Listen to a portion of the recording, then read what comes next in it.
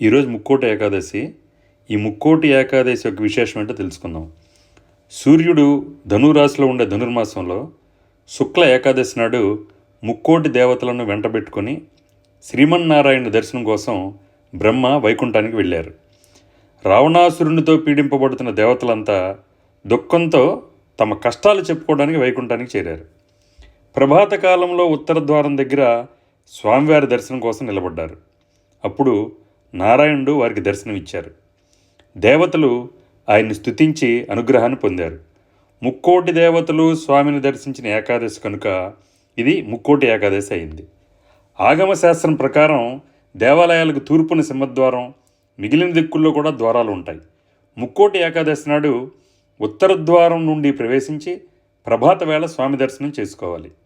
స్వామివారు దేవేరుల ఉత్సవ విగ్రహాలను ఉత్తరముఖంగా ఉత్తర ద్వారానికి ఎదురుగా ఉంచుతారు కనుక దీన్ని ఉత్తర ద్వార దర్శనం అంటారు.